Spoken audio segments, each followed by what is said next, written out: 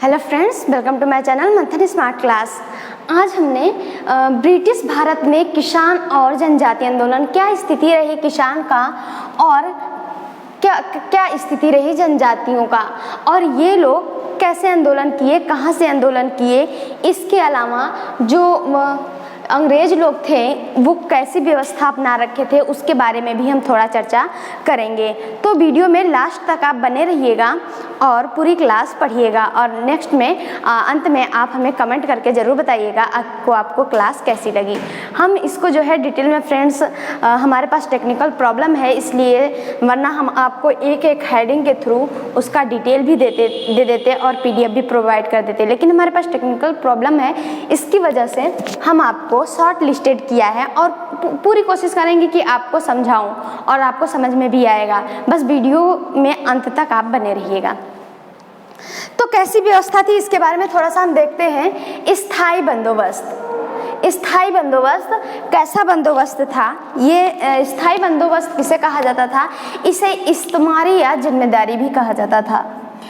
इसमें ये होता था फ्रेंड्स, इसको लागू किसने किया था? तो कॉर्नवालिस ने किया था। और कब किया था? तो 1793 में किया था। कब किया था? 1793 में किया था। और ये कहाँ पर लागू किया गया था? तो बंगाल में, बिहार में, उड़ीसा में। तो इसमें ये हुआ करता था कि एक मुख्यतः गांव का जो जमींदार होता था उसको सौंप दिया गया था जमीन, और कहा जाता था कि अंग्रेज जो थे वो कहते थे कि आप चाहे जितना इनसे टैक्स वसूल के ले सकते हैं। वो अपने लिए जितना उन्हें लेना था वो तो फिक्स करके ले ही लिए थे, फिक्सेशन था इसमें, इसलिए इसको स्थायी कहा जाता है। ये बिल्कुल फिक्स था, तो जितना उन्हें लेना होता था वो तो ले ही लेते थे। इसके अलावा वो कहते थे कि आप जितना इनसे टैक्स वसूल सकते हैं वसूलो। मतलब इसमें दोनों लोग मिलके किसान को ही चूसते थे, इसमें किसान ही चूसे जाते थे। कितना परसेंट तक लिया जाता था कुल उपज का? तो 19%। इसके अलावा इसको सूर्यास्त कानून भी कहा जाता था। सूर्यास्त कानून क्यों कहा जाता था? क्योंकि सूर्य अस्त होने से पहले किसानों को वो देना पड़ता था, कर देना पड़ता था, टैक्स देना पड़ता था। तो हम याद रखेंगे ये किसके कार्यकाल में लागू था? तो कॉर्नवालिस के। और कहाँ था? तो बंगाल, बिहार,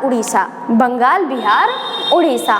तो आप इधर थोड़ा सा देख सकते हैं, बंगाल, बिहार और उड़ीसा, इसी क्षेत्र में ये लागू था। कौन सा? स्थायी बंदोबस्त। तो इस तरीके से हम याद रखेंगे। और ये रैयतवाड़ी क्या थी? फ्रेंड्स, हमसे पूछा जा सकता है स्थायी बंदोबस्त, रैयतवाड़ी बंदोबस्त, महालवाड़ी बंदोबस्त में क्या अंतर है? तो हम इसके बारे में अच्छे से जानते होंगे तभी हम उसका अंतर बता पाएंगे। रैयतवाड़ी में क्या होता था फ्रेंड्स कि इसमें किसान को ही सौंप दिया गया था, और इसमें कितना परसेंट था कुल उपज का? तो 51% था। और ये कौन से स्टेट में ये लागू था? तो मद्रास जो कि अब चेन्नई के नाम से जाना जाता है, असम, बम्बई जो कि अब मुंबई है। ठीक है, तो हम बम्बई ही याद रखें क्योंकि उस टाइम बम्बई ही था। तो मद्रास, असम, बम्बई, असम का भी नाम चेंज हो चुका है, असोम हो गया है। ठीक है, तो जो पहले उस टाइम था हम उसी नाम को शॉर्ट लिस्ट किए हैं, तो इस चीज़ का भी ध्यान रखिएगा। तो रैयतवाड़ी में क्या था? सीधे किसान को सौंपा गया था, इसमें एक जमींदार को सौंपा गया था। और ये किसके कार्यकाल में था? तो ये कर्नल रीड के था, कर्नल रीड और मुनरो के कार्यकाल में था, यानी कि इन्होंने लागू किया था। महालवाड़ी क्या था? महालवाड़ी के अंतर्गत फ्रेंड्स ये होता था कि पूरे गांव को जो है एक समूह के रूप में दे दिया जाता था, और उससे जो है 30% वसूला जाता था, कुल का उपज का 30% वसूला जाता था। और इसमें लागूकर्ता कौन थे? तो लागूकर्ता जो थे वो मैकेंजी थे और मार्टिन बर्ड्स थे। और ये कब हुआ था? तो 1819 में हुआ था। और कहाँ हुआ था?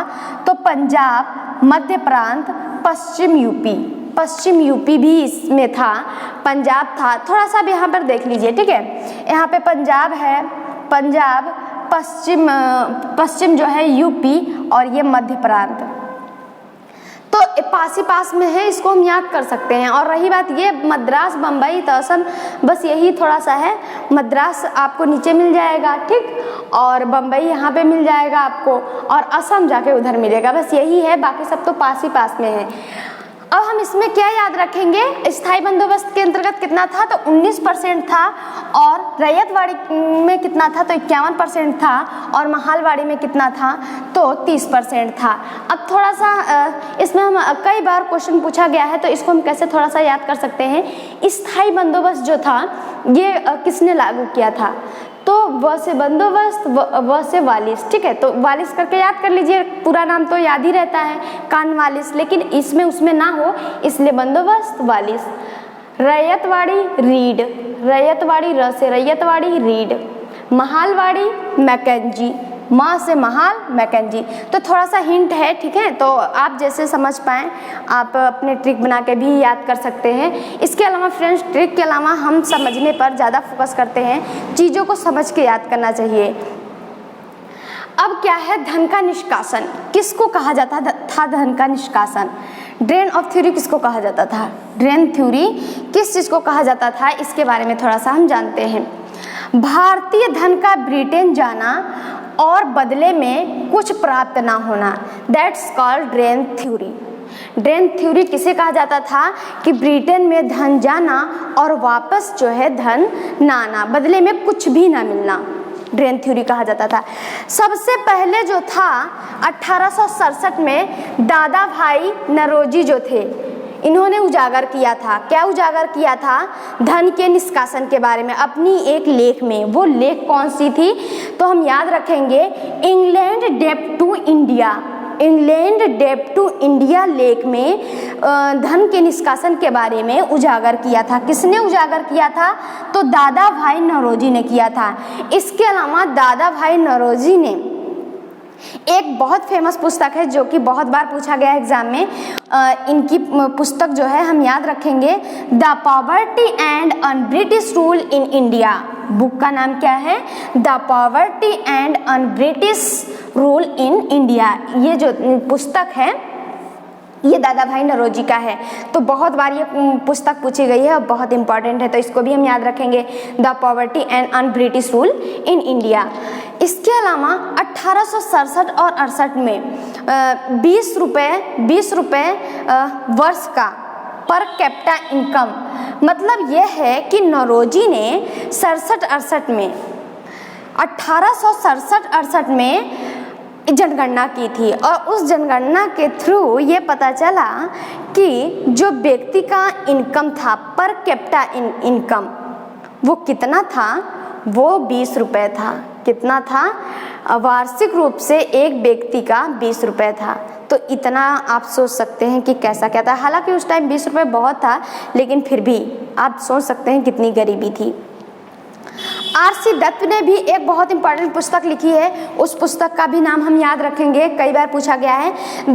ये जो बुक है दोनों, the poverty of un British rule in India और आर.सी. दत्त की जो बुक है the economy history of India, ये जो दो बुक हैं ये धन के निष्कासन से रिलेटेड हैं। किससे? धन के निष्कासन से रिलेटेड है। औद्योगिकीकरण ये क्या होता है? तो अब हम याद रखेंगे कि जो आर.सी. दत्त की बुक है वो कौन सी है? The economy history of India, और जो इनकी है नौरोजी की, तो the poverty and un British rule in India. तो इसको भी हम याद रखेंगे। औद्योगिकरण क्या था?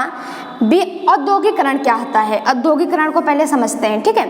औद्योगिकरण का मतलब होता है कि उद्योगों में विकास हो जाना, उद्योग जो है विकसित हो जाना। और विऔद्योगिकरण का मतलब जो उद्योग था उसका भी पतन हो जाना। तो इसको जो है विऔद्योगिकरण कहा जाता है। इसका भी देखने को मिलता है कि भारत में जो था विऔद्योगिकरण कर दिया इन लोगों ने, उद्योगों का पतन कर दिया। कैसे क्या? जैसे मतलब हम बताएं आपको कि उस टाइम जो था उद्योगों पर, बड़े उद्योग तो नहीं थे हमारे पास, लेकिन फिर भी हस्तशिल्प उद्योग हमारे पास, छोटे मोटे उद्योग, कुटीर उद्योग, हस्तशिल्प ये सब था। तो जो कपड़ा बनाने का बनता था हाथों से, वो काफ़ी मोटा होता था और उसमें नेचुरल रंग होता था, तो थोड़ा भद्दा भी दिखता था और महंगा भी पड़ता था।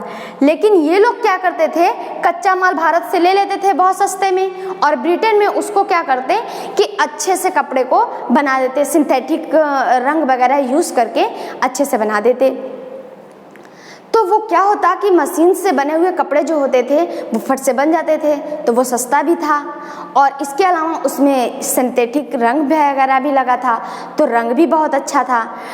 और तो क्या हुआ कि जब वो कपड़ा इंडिया में आया तो जो लोग थे वो हाथ के बने हुए कपड़े महंगे थे, तो वो लोग क्या किए कि ये कपड़े लेने लगे। सिंपल सी बात है कि जब भद्दा कपड़ा महंगे में मिलेगा और सस्ता कपड़ा और अच्छा कपड़ा सस्ते में मिलेगा, तो सिंपल सी बात है चाहे कोई भी हो, चाहे कितना भी देशभक्त हो, वो सस्ता कपड़ा जो अच्छा होगा वो सस्ते में ले लेगा। तो इस तरीके से उन्होंने उद्योगों में पतन किया, औद्योगिकरण कर दिया। रेल का विकास, कहने को तो मतलब इन लोगों ने क्या किया है, बहुत कुछ किया है देखा जाए तो, लेकिन फ्रेंड्स अगर हम ध्यान से देखें तो इन्होंने जो भी कुछ किया है अपना हित साधने के लिए किया है। 1853 में इन्होंने रेल चलाई थी मुंबई से थाने, और ज़्यादा नहीं 26 किलोमीटर चला था, मुंबई से थाने चला था, और इसमें भी इनका जो था इनका ही हित था। कहने का मतलब ये था कि इनका मतलब ये नहीं था कि भारत में विकास हो जाए, इनका मतलब ये था कि जहाँ पर भी कहीं विद्रोह हो रहा है अपने सैनिक भेजकर उसको दबा दिया जाएगा। इसके अलावा उनके व्यावसायिक हित से प्रेरित था। तो रेल का जो विकास हुआ तो इसमें न कि इंडिया के लोगों का विकास से रिलेटेड था, बल्कि वो अपना हित साधने के लिए किए थे। ठीक है, तो हम थोड़ा सा जानें और काफ़ी इम्पोर्टेंट था, इसको एक बार और आप देख लीजिएगा, वीडियो पॉज करके एक बार इसको अच्छे से याद कर लीजिएगा। अब थोड़ा सा देखते हैं किसान और जनजातीय आंदोलनों के बारे में।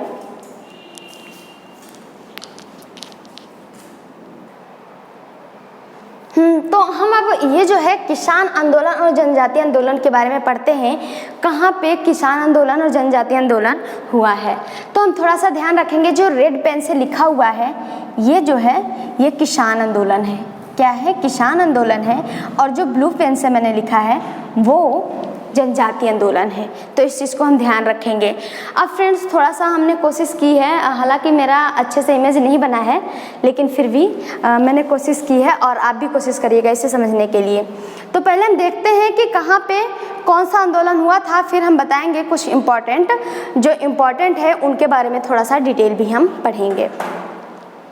तो जो कूका आंदोलन था, कूका आंदोलन ये कैसा आंदोलन था? तो जनजातीय आंदोलन था। और ये कहाँ हुआ था? तो पंजाब में हुआ था। कहाँ हुआ था? पंजाब में हुआ था। इसी तरीके से हम याद रखें, ये जो हमारा मणिपुर है, मणिपुर में जो है कूकी आंदोलन स्टार्ट हुआ था। और ये रेड पेन से हो गया तो ये मत समझिएगा कि ये जो है किसान आंदोलन है, ये भी जो है जनजातीय आंदोलन है। ठीक है, तो कूका से मैंने इसको भी याद करा दिया। ये जो मणिपुर है, मणिपुर में जो है कूकी आंदोलन, कूका पंजाब, कूकी मणिपुर। ठीक है, इस तरीके से याद रखेंगे। भील जो है, भील ये राजस्थान से हुआ था, राजस्थान से, और राजस्थान की जनजातीय आंदोलन था। और जो बिचौलिया था ये किसान आंदोलन था। क्या था? किसान आंदोलन था। काफ़ी टैक्सेस लगाए थे, कई सारी प्रॉब्लम थी, हम अभी चर्चा करेंगे जब डिटेल में पढ़ेंगे। अभी बस आप इतना ध्यान रखिए, बहुत ये क्वेश्चन पूछा जाता है कहाँ से कौन सा आंदोलन हुआ है। ठीक है, तो हम ध्यान रखेंगे। तो इस राजस्थान से कौन कौन सा, तो राजस्थान में कौन कौन सा हुआ था? तो हम याद रखेंगे, एक भील हुआ था, भील जो कि जनजातीय आंदोलन था।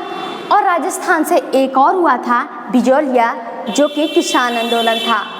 गुजरात से हमारा 2 आंदोलन हुआ था, किसान आंदोलन, खेड़ा और बारदौली, खेड़ा और बारदौली। और जो जनजातीय आंदोलन था गुजरात से, वो कौन कौन सा था? कच्छ, बेघरा, नायक, नायकदा। तो कौन कौन सा था? खेड़ा और बारदौली ये किसान आंदोलन थे, और जनजातीय आंदोलन जो था वो कच्छ, बेगरा, नायक, नायकदा। इसी तरीके से महाराष्ट्र में जो किसान आंदोलन हुआ था वो दक्कन वरली हुआ था, दक्कन वरली। और जो जनजातीय आंदोलन था वो गडकरी, रामोशी, सतारा, भील ये हुआ था। इसी तरीके से जो गोवा में हुआ था वो जनजातीय आंदोलन कौन सा था? कित्तूर हुआ था। कौन सा था? कित्तूर था।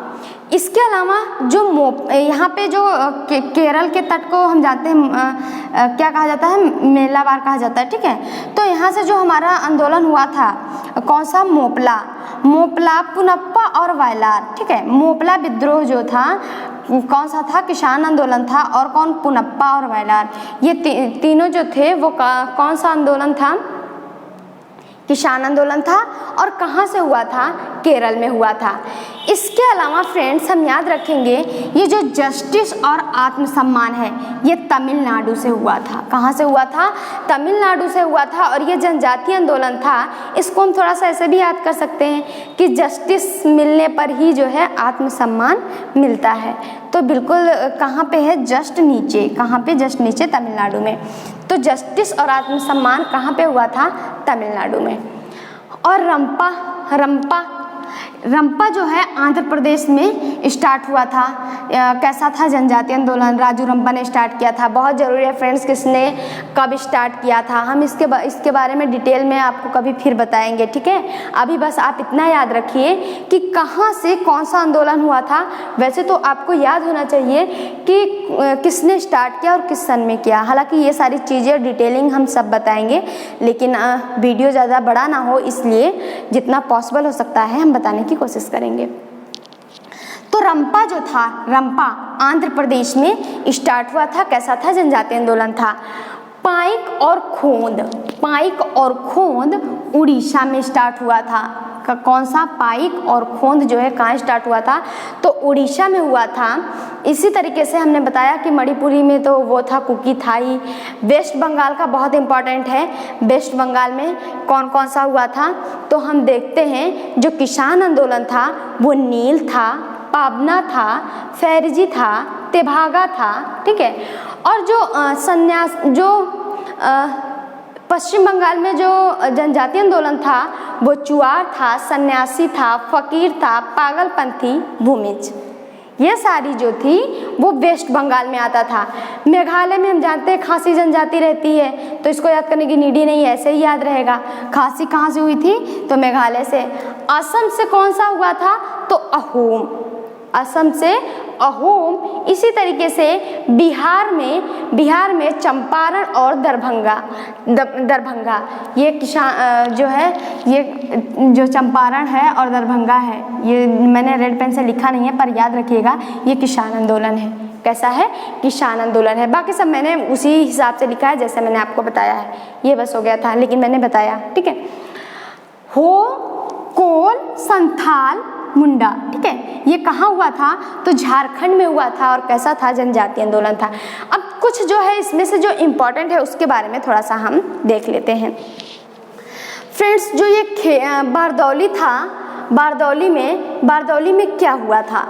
तो बारदौली में हम जानते हैं कि किसानों पर जो है बहुत ही ज़्यादा जुर्म हो रहे थे। किस टाइप से जुर्म हो रहे थे? हालांकि सब में जो प्रॉब्लम थी, एक चीज़ कॉमन थी, टैक्स जो बढ़े हुए थे उसी को लेकर विद्रोह हो रहा था। लेकिन जो बारदौली में हुआ था, एक सन में ऐसा हुआ कि वहाँ पे जो है किसी कारणवश जो है फसल सारी खराब हो गई और टैक्स की वृद्धि कम करने के बजाय बढ़ा दी गई। तो क्या हुआ, इन्होंने यहाँ के जो लोग थे वो सरदार वल्लभ भाई पटेल को कहा कि यहाँ पर जो है ऐसी सिचुएशन है, आप ठीक करें।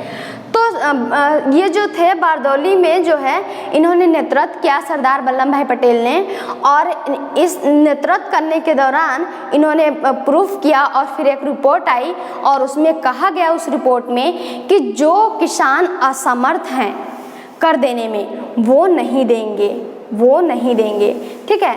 तो इससे खुश होकर जो बारदौली की महिलाएं थीं वो सरदार की उपाधि दी। किन्हें दी? वल्लभ भाई पटेल को। तब से वो सरदार वल्लभ भाई पटेल हो गए। तो हमसे ये भी एक क्वेश्चन पूछा जाता है कि किस आंदोलन के दौरान और किसने वल्लभ भाई पटेल को सरदार की उपाधि मिली थी? तो बारदौली जो है आंदोलन के दौरान बारदौली की महिलाओं ने पटेल को सरदार की उपाधि दी थी। इस तरीके से हम याद रखेंगे। और जो ये खेड़ा का आंदोलन था, खेड़ा का ये जो है महात्मा गांधी ने नेतृत्व किया था। कहाँ हुआ था? तो गुजरात में हुआ था। ठीक है। इसी तरीके से हम और भी याद रख सकते हैं नील आमतौर से लोगों को लगता है कि जो चंपारण है और नील है एक ही चीज़ है। एक ही चीज़ नहीं है। हालांकि ये नील की खेती से दोनों रिलेटेड हैं। ये जो है पश्चिम बंगाल में हुआ था और ये जो है बिहार में हुआ था, चंपारण। तो हम देखते हैं इसमें क्या अंतर है। ये नील की खेती में इसमें क्या होता था कि इनको विवश किया जाता था कि आप नील की खेती ही करो, लेकिन कितने पर किया जाए ये नहीं कहा गया था। और जबकि इसमें चंपारण में कहा गया था कि आप 3 कट्ठे पर जो है 3 कट्ठे पर आपको करना पड़ेगा नील की खेती। तो ये लोग जो थे अन्य कृषि भी करना चाहते थे, अनाज वगैरह उपजाना चाहते थे, और जबकि जो है वो लोग विवश करते थे। इसके अलावा वो ददनी प्रथा चला रखे थे। ददनी प्रथा मतलब पहले से ही फिक्स कर लिया जाता था कि हम जो है इतने रुपए में ऐसे ऐसे खरीदेंगे, हमें ही बेचोगे। ठीक है।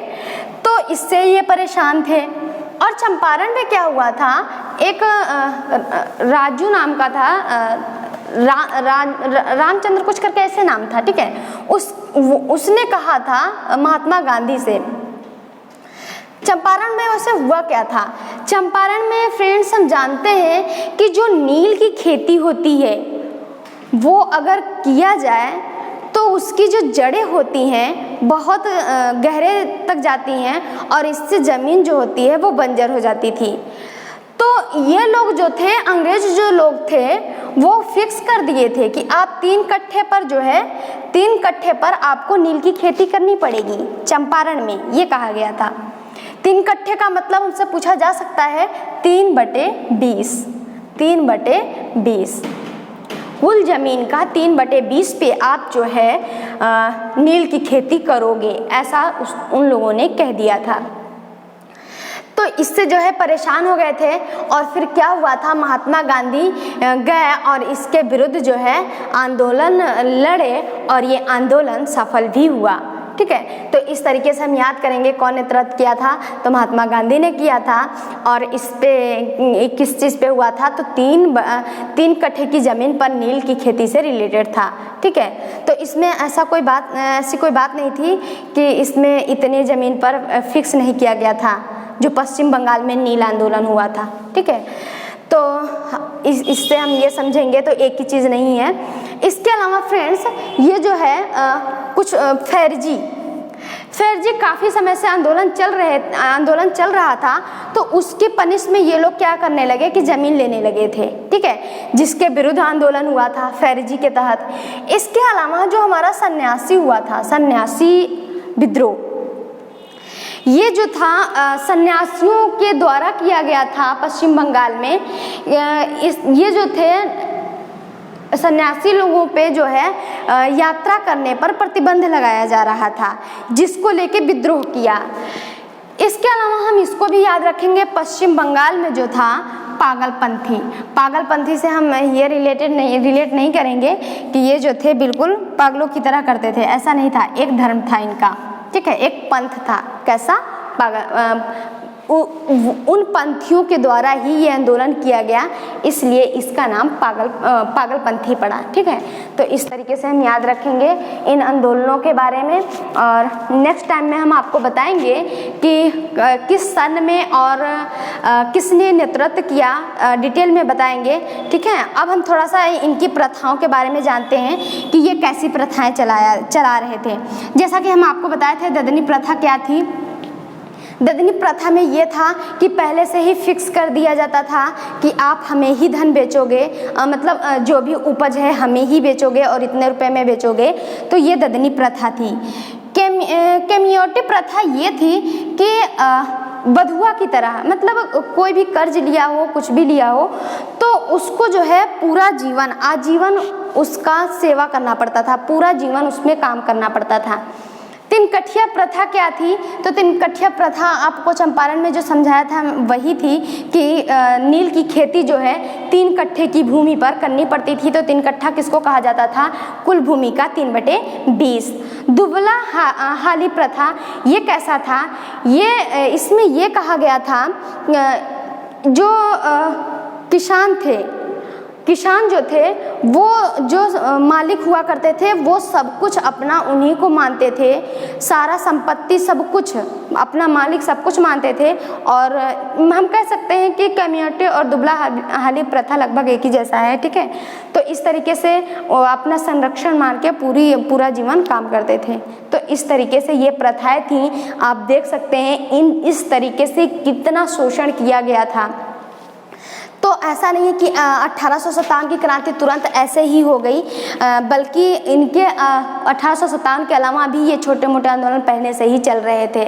तो इस तरीके से हम मॉडर्न हिस्ट्री को कवर करेंगे सारा कुछ। और फ्रेंड्स, अगर हमारे वीडियो आपको अच्छे लगते हैं तो प्लीज़ इसे लाइक और सब्सक्राइब करके आगे बढ़ाइए। आप लोग बिल्कुल लाइक नहीं करते हैं, जो कि ये गलत है। हम पूरा प्रयास कर रहे हैं कि इस लॉकडाउन में आपको अच्छे से कोशिश करूं, पढ़ाऊं, लेकिन आप जो है बिल्कुल सपोर्ट नहीं कर रहे हैं।